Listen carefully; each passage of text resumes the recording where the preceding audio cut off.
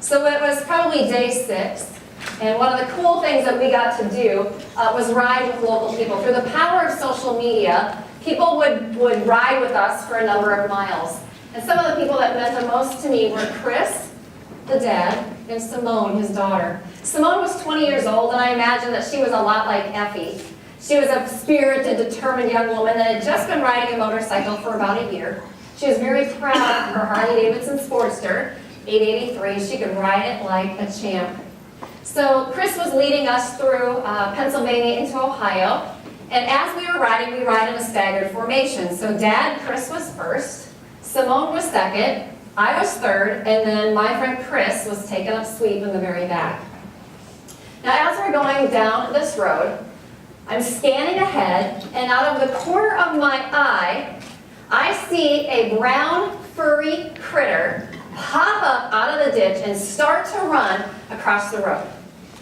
Now, mind you, I've been riding for 20 some odd years, and I'm kind of watching how is Simone going to handle this, thinking that she hasn't been riding for very long.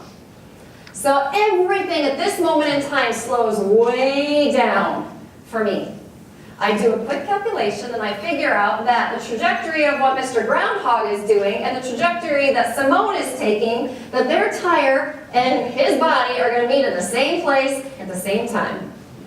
So I'm thinking, okay, how is she going to handle this? So imagine you're Simone, a little bit newer rider, right? And you're going down the road and this thing pops up in front of you and all of a sudden these are the one and she's going, oh my gosh, it's a groundhog, it's some roadkill running right in front of me. What am I going to do? Am I going to go left? Nope, Lisa's right there. I don't want to take her out. Am I going to go right? Nope, I can't take right because there's the ditch right there. And I'm going way too fast to slow down. And so go back to where you came from, little groundhog. Oh, no. She clipped it. What I could see was her mirror on her handlebars. And she had a big smile on her face. She handled it how she was supposed to handle it. I was freaking out when this thing was coming up, but she didn't. She held her composure. She didn't do anything erratic. She basically, she gripped her handlebars, she kept her eyes on the horizon, and she held her line. So why do I tell you this story? Because there are going to be obstacles. There are going to be potential roadkill that is going to come into your life, potential obstacles that you may potentially run over that will, quite frankly, ruin your ride, if you know what I mean. In particular, there are 2 in my experience that I've come up against in terms of obstacles. Number 1 is real.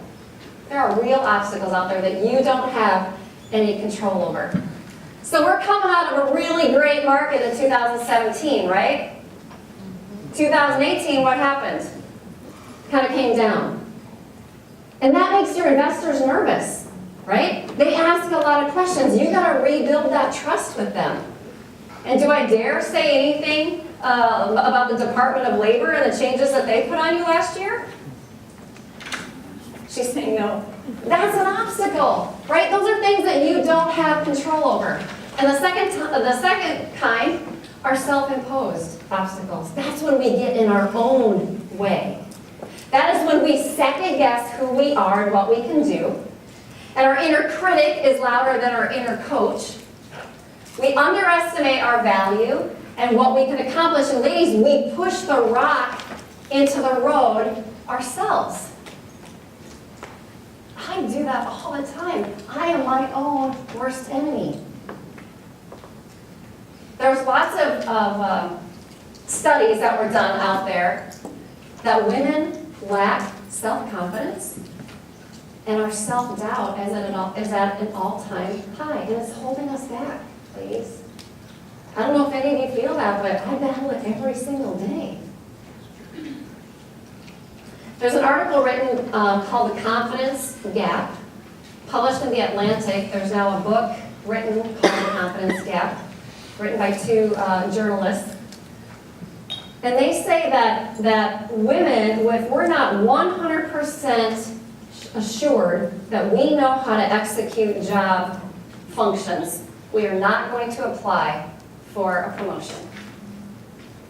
Anybody want to guess what the percentage is for men? 60%, you've read the article and book, right? 60, if they know 60% of it, they're like, hey, I'm confident enough that I'm just gonna be able to handle whatever comes my way, right? We're afraid that we predict we're gonna do worse on tests, and we underestimate our abilities. It's holding us back. We have external forces that we give credit to. So if we accomplish something, or if we think that it's our external locus of control, that it's not us that did it. And we're afraid to try new things, and if we don't try new things, we're not going to accomplish things, right? Because our courage is low.